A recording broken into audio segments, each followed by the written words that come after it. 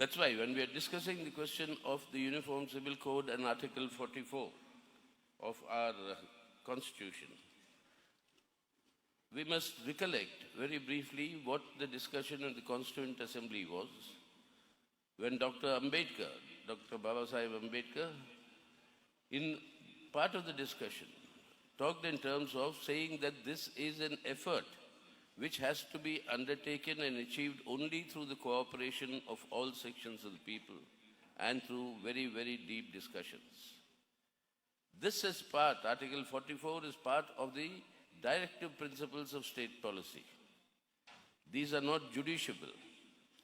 Many, many noble ideas are there in it. And in fact, 43A talks of what Comrade Karim is very adequately advocating, of workers' participation in management. That is also a constitutional provision. But nobody talks of such provisions to be implemented. So there is a motivation why it is being raised today and why it has consistently been raised by the BJP as part of its three core communal issues. This Modi government assumed office in 2014. In 2016, under his directions, the Law Commission, then the 21st Law Commission, the last Law Commission, it conducted an exercise on the issue of Uniform Civil Code. For 2 years, talking to all sections and all stakeholders, it came to a final conclusion in 2018. I'll read out the crucial part of their report. And this,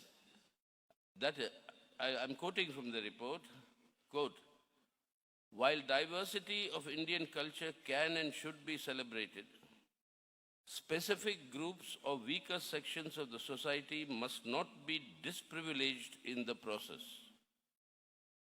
Resolution of this conflict does not mean abolition of difference.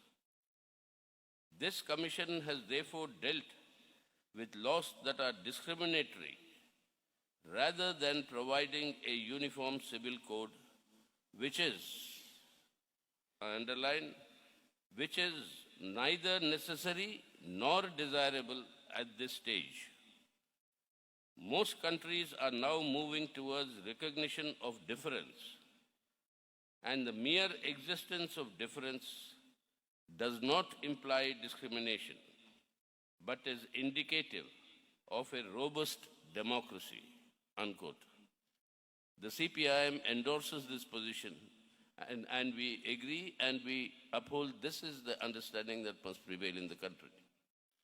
CPIM believes that uniformity is not equality. The CPIM steadfastly champions the question of equal rights and equality, not only between men and women, that is gender equality, but equality of all human beings, irrespective of their caste, their creed, or their gender. But in order to achieve this, which is a constitutional guarantee, this equality, but in order to achieve this, it is necessary that any need for a reform in personal or customary laws in any community or section must be undertaken in consultation with specific communities and the democratic participation of all, that is men and women.